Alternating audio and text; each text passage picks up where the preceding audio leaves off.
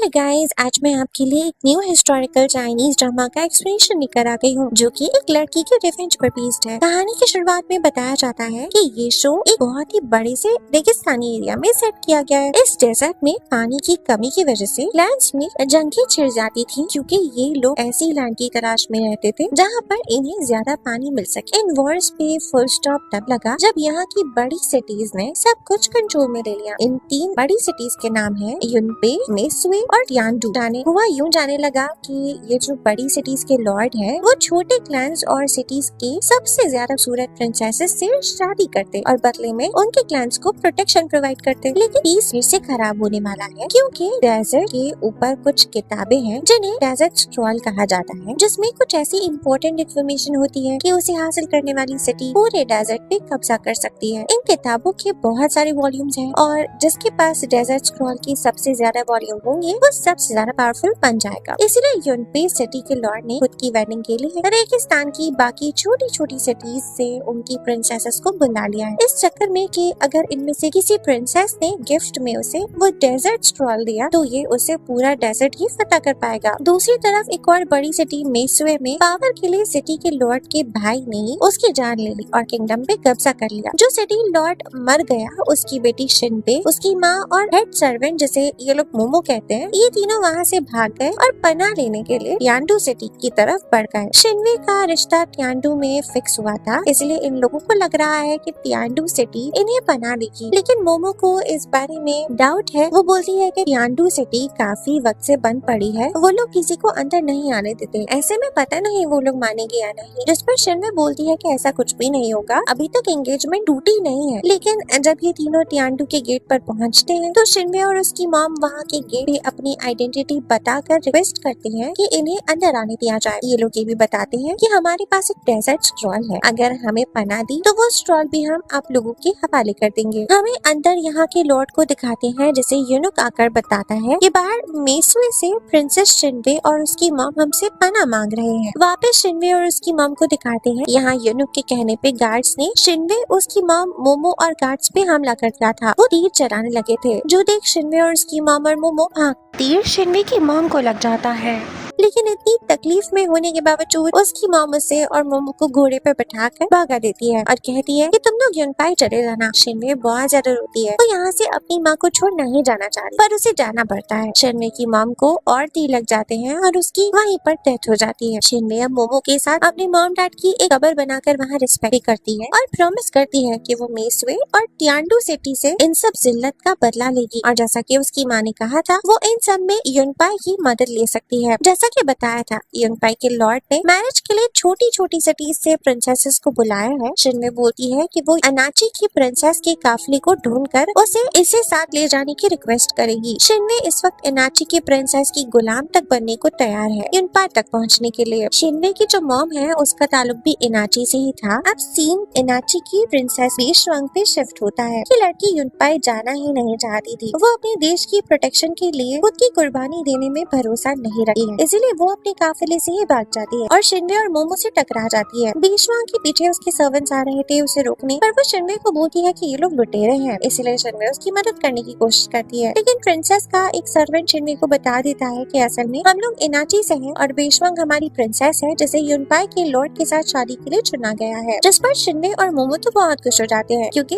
वो लोग इन्हें ही तो ढूंढ रहे थे। अब ये रास्ते में कैंप लगाकर सब बैठते हैं और बातें करते हैं। शिनवे अपने बारे में बेशुआंग को सब कुछ बता देती है और ये बेशुआंग भी इसे सब कुछ बताती है और ये भी कि वो युनपाई में शादी नहीं करना चाहती, उसे आजादी और खुद के हिसाब से जिंदगी जीना ज्यादा पसंद है। जिसपे शिनवे बोलती है कि तुम्हारे क्लैन की तुम पहली लड़की हो जिसे युनपाई के लॉर्ड से शादी करने के लिए चुना गया है। तुम अगर लॉर्ड से शादी करने में सक्सेसफुल रही तो तुम्हारी पूरी सिटी को प्रोटेक्शन भी मिलेगी। वो बताती है कि मैं तुम्हारे साथ चलूंगी, क्योंकि मेरा वहाँ जाना बहुत जरूरी है। जिसपे बेशुआंग को आइडिया आता है। वो बोलती है कि क्यों ना हम दोनों अपनी आइडेंटिटीज को चेंज कर लें, तो मेरी जगह अनाची के प्रिंसेस बनकर यूनपाई चली जाओ और मैं तुम्हारी जगह आजादी से जीऊं। जिस पर शिनवे एग्री करती है। ये दोनों अब ब्लड प्रॉमिस करती हैं, यानी ये दोनों अपने ब्लड को पानी में डालकर और फिर पी जाती हैं और ये प्रॉमिस करने का एक तरीका है उनका। ये दोनों वादा करती हैं, कसम खाती हैं कि आज से ये दोनों एक दूसरे की जिंदगी जिएंगी और कभी भी अपनी असल आइडेंटिटी ना रिवील करेंगी और ना ही इन्हें इस बात पर कोई रिग्रेट होगा। शिनवे बेशवांग को अब अपना सील जिसे पहचाना जाएगा कि वो मेसुए की प्रिंसेस है वो दे देती है और बेशवांग भी वो डॉक्यूमेंट जैसे उसकी पहचान है और यूनपाई का मैरिज इनविटेशन शिनवे को दे देती है। ये दोनों अब अपने अपने कैरेज में महल जाती है। शिनवे आज से बेशवांग है और प्रिंसेस बेशवांग आज से शिनवे है। आगे से हम भी इन्हें इन बदले हुए नामों से ही बुलाएंगे। यहाँ एक और न्यू कैरेक्टर को दिखाया जाता है जिसका नाम रोवेन है और वो एक डेजर्ट ट्रैकर है। ये लोग लुटेरे हैं। इसकी एक गैंग है।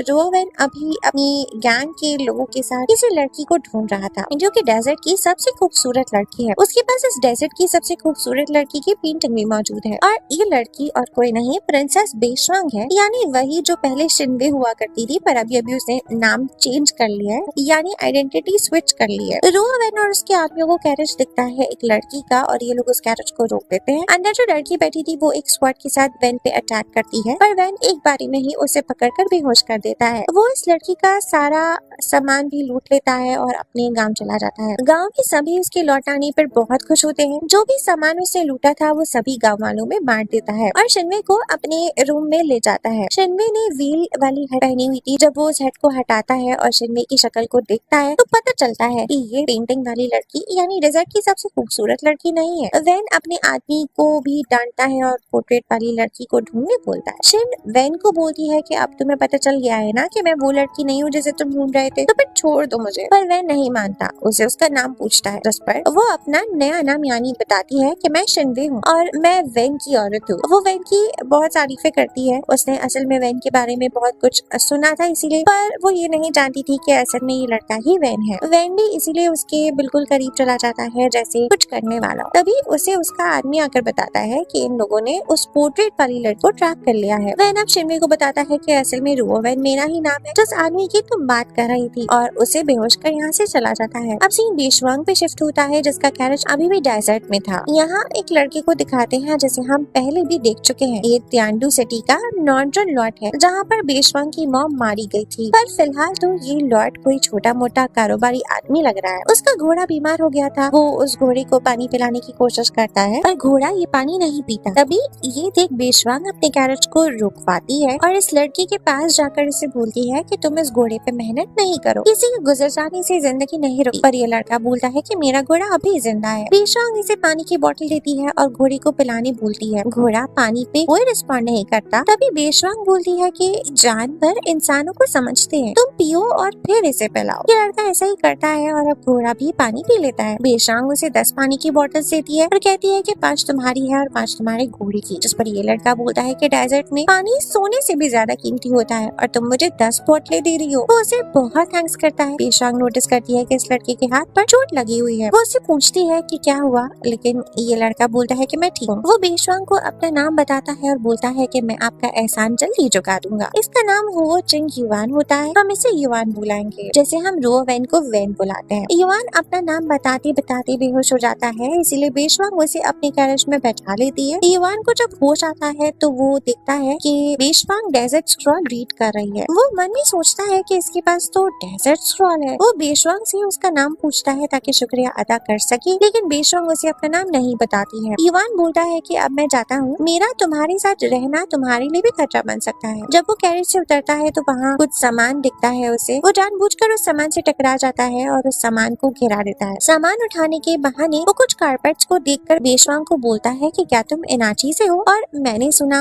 ये लोग तुम्हें प्रिंसेस करके बुला रहे थे, तो क्या तुम शादी के लिए यूनपाई जा रही हो? मैं भी वहीं जा रहा हूँ, मौका मिला तो तुम्हारा शुक्रिया अदा कर दूंगा। असल में युवान ये सब इसलिए बोल रहा है क्योंकि युवान ने डेजर्ट स्क्रॉल को देख लिया है बेशवांग के पास और ये डेजर्ट स्क्रॉल उसको भी चाहिए क्योंकि वो भी रियलिटी में तो एक लॉर्ड ही है ना, और वो भी पूरे डेजर्ट पे कब्जा करना चाहता है। तो इसलिए वो चाहता है कि वो कुछ देर और यहाँ रुक सके बेशवांग के साथ ताकि उसे डेजर्ट स्क्रॉल को चुराने का या हासिल करने का मौका मिल पाए। अब हम देख पाते हैं कि ये सुनकर के युवान भी यून पे जा रहा है। बेशवांग ने उसे अपने काफिले के साथ चलने के लिए हाँ कर दिया था, इसीलिए अब युवान इनके पीछे पीछे ही आ रहा था। आराम करने के लिए अब ये सब लोग कुछ वक्त के लिए ठहरते हैं और एक कैंप लगाते हैं। वहाँ जहाँ युवान भी अपने घोड़े के साथ बैठा था। बेशुआंग को दिखाई देता है कि युवान के हाथ पर चोट आई हुई है। वो उससे बोलती है कि मेरे कैंप में तुम्हारे जख्म पे लगाने के लिए कुछ दवाइयाँ पड़ी है, चाहिए हो तो आ जाना। कुछ देर के बाद हम देख पाते हैं कि युवान उसके कमरे में दवा के लिए आ गया था। बेशुआंग उसको दवाई लगाकर देती है। तभी कमरे के बाहर से आवाज आ रही होती है जो चेक करने के लिए बेशुआंग बाहर चली जाती है। बाहर जाने से पहले वो युवान को पट्टी देकर जाती है, बोलती है कि ये लो बैंडेज और इसको खुद ही लगा लेना जब तक मैं वापस आऊँ। जब वो बाहर जाती है तो देखती है कि सभी सर्वेंट्स गेम खेल रहे हैं और एंजॉय कर रहे हैं। वो जानती है कि आगे का रास्ता मुश्किल हो सकता है, इसीलिए वो इन लोगों को खेलने देती है। पर जब तक वो कमरे के बाहर थी, अंदर युवान फायदा उठाकर उसके रूम की तलाशी लेने लग गया था ताकि डेजर्ट स्ट्रॉल ढूंढ सके। लेकिन तभी वहाँ बेशुआंग कमरे में वापस आ जाती है और जब वो युवान से पूछती है कि तुम आके ढूंढ क्या रहे थे, तो युवान बताता है कि बैंडेज हो गई थी, इसलिए मैं बस वही ढूंढ रहा था। बेशुआंग उसे एक दूसरी बैंडेज निकाल कर देती है जिसमें वो बोलता है कि मदद कर दोगी इसको लगाने में तो अच्छा होगा, इसीलिए अब बेशुआंग उसे बैंडेज करके देती है। अब युवान वापस से कमरे के बाहर चला जाता है। तभी बेशुआंग को युवान के इरादों पर शक हो गया था। वो युवान को एक पानी की बोतल देती है और बोलती है आज रात तुम हमारे यहाँ ठहर सकते हो, लेकिन आगे से अपना खुद देख लेना क्योंकि हमारे पास रिसोर्सेज नहीं है, हम तुम्हें और साथ नहीं रख पाएंगे। जिसपे युवान बोलता है कि ठीक है, मैं सुबह यहाँ से चला जाऊंगा। अब बेशुआंग की सभी लेडीज सर्वेंट्स गेम खेल रही होती हैं। बेशुआंग भी आकर उनके पास ही बैठ जाती है। वो नोटिस करती है कि बाकी सर्वेंट्स ज्यादा काम नहीं कर रही, सब कुछ बस मोमो से ही करवा रही हैं। वो एक सर्वेंट से कुछ मांगती है तो वो सर्वेंट काम मोमो के साथ डाल देती है। बेशुआंग उस सर्वेंट से फिर कुछ मांगती है और वो वाली सर्वेंट दोबारा से काम मोमो के साथ डाल देती है, जो देख बेशुआंग को तो बहुत ही गुस्सा आता है। वो सभी नौकरों को खड़े होने बोलती है और पूछती है कि वो लोग मोमो को इस तरह bully क्यों कर रही हैं। जिस पर बाकी लड़कियां बताती है कि ये सब एक सर्वेंट गुआर्ड का किया धरा है। जिसके बाद बेशुआंग गुआर्ड को मारती है तो गुआर्ड बोलने लग जाती है कि वो बस एक गुलाम है और जिंदगी भर खिदमत करती है दूसरों की। वो मोमो को ऑर्डर्स देकर बस थोड़ा सा स्पेशल फील करना चाहती थी। बेशुआंग इस पर जवाब देती है कि मोमो एक बूढ़ी औरत है जिसने पूरी जिंदगी गुलामी की है, अपने बच्चे पाले हैं, उसकी इज्जत करो। अगर तुम्हें अच्छा फील करना ही है तो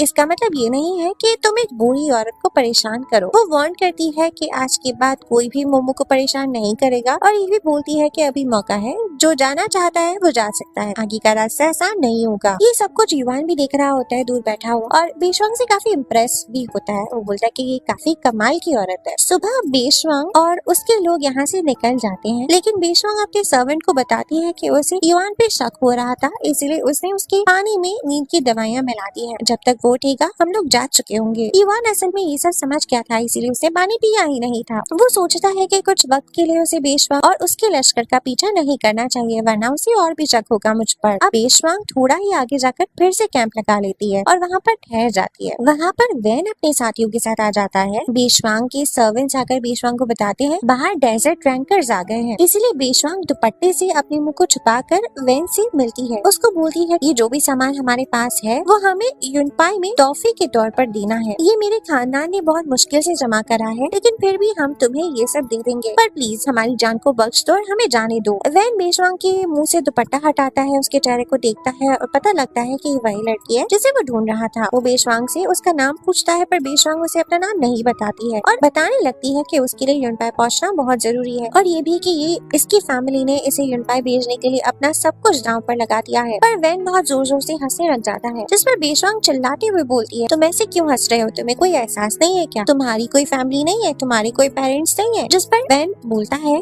कि ना हम सबकी कोई फैमिली है ना पेरेंट्स, और अगर थे भी तो उन्होंने हमें छोड़ दिया है, इसलिए हमें जो चाहिए वो हम लूट लेते हैं, जो लड़की चाहिए उसे हासिल कर लेते हैं। वो इन सबको अब अपने गाँव ले जाता है। वो बेशुआंग की सभी सर्वेंट्स को एक जेल में लॉक कर देता है और उस जेल में शिन्ने पहले से ही मौजूद थी, इसीलिए सारे सर्वेंट्स उसे पूछते हैं कि अब क्या करना है, क्योंकि जाहिर है ये सब सर्वेंट्स पहले शिन्ने के ही हुआ करते थे। शिन्ने उन लोगों से बेशुआंग का पूछती है, जिस पर ये सर्वेंट्स बताती है कि बेशुआंग ही हमारे साथ ही यहाँ पर आई है, पर अभी उन लोगों ने बेशुआंग को अलग रखा हुआ है। जिस पे शिन्ने बोलती है कि वो कुछ जरूर करेगी इन लोगों को यहाँ से निकलवाने के लिए। अब हमें बेशुआंग को दिखाते हैं जैसे वैन खाना देता है और बोलता है कि तुम खा क्यों नहीं रही हो, यहाँ एक ही बार खाना मिलता है। जो सुन बेशुआंग भुक्कड़ों की तरह खाना खा जाती है, जिसके बाद रो वैन उसे अपने ऊपर उठाकर कमरे में ले जाता है, उसे जबरदस्ती वाइन पिलाता है और उसके करीब जाकर फिजिकल होने की कोशिश करता है, कहते रहता है कि आज से तुम मेरी औरत हो। जिस पर बेशुआंग उसे दूर भागती है और सामने पड़ी वैन की स्वॉर्ड उठा लेती है, पर उसे अब चक्कर से आने लगे थे क्योंकि वैन ने उसकी वाइन में ड्रग मिला दिया था। रो वैन भी बेशुआंग की तरफ बढ़ रहा था कि तभी युवान पीछे से आकर वैन की गर्दन पे स्वॉर्ड रख देता है। बेशुआंग अब वही वाली वाइन जो वैन ने उसे पिलाई थी उसे जाकर वैन को पिला देती है। युवान वैन को बोलता है कि मैं तुम्हें नहीं मारूंगा अगर तुम बेशवांग को जाने दो, जिस पर वैन मान जाता है। पर बेशवांग बोलती है कि नहीं, मुझे मेरे साथी भी वापस चाहिए। और वैन बोलता है कि तुम मेरी जान के बदले अपनी जान तो बचा सकती हो, लेकिन उसके अलावा कोई और यहाँ से नहीं जा सकता। इसीलिए अब युवान वैन के प्रेशर पॉइंट पे मारकर उसे बेहोश कर देता है और अब बेशवांग को लेकर यहाँ से चला जाता है। वो बेशवांग को अपने बिल्कुल करीब बिठाया हुआ था घोड़े पे। बेशवांग ने सर पे जो दुपट्टा ओढ़ा हुआ था वो भी उड़ जाता है। बेशवांग को ड्रग की वजह से बहुत ठंड लग रही थी, इसलिए वो युवान के शोल्डर्स पर सर रख देती है और बहुत बेचैनी सी हो रही थी उसे। तभी ये दोनों डिसबैलेंस होकर घोड़े से नीचे गिर जाते हैं, जहाँ बेशवांग युवान के ऊपर गिरती है। युवान बोलता है कि आज रात हमें इसी जगह पर गुजार लेनी चाहिए, जिस पे बेशवांग भी मान जाती है। लेकिन अब उस ड्रग की वजह से उसकी तबीयत खराब हो रही थी। युवान उसे अपनी पानी की बोतल देता है, पर बेशवांग नहीं लेती, क्योंकि ये बोतल उसी ने तो युवान को दी थी, जिसमें उसे नींद की दवाइयाँ मिलाई थी। पर युवान बोलता है कि घबराओ मत, ये वो वाला पानी नहीं है। पानी पीने के बाद भी बेशवांग की तबीयत ठीक नहीं हो रही थी, इसलिए युवान उसे एक मेडिसिन देता है, पर इसे लेने से वो 7 दिन तक सोती रहेगी। बेशवांग बोलती है कि उसके पास इतना टाइम ही नहीं है, क्योंकि उसे 5 दिन के अंदर अंदर योनपाई पहुंचना है। पर अब तक तो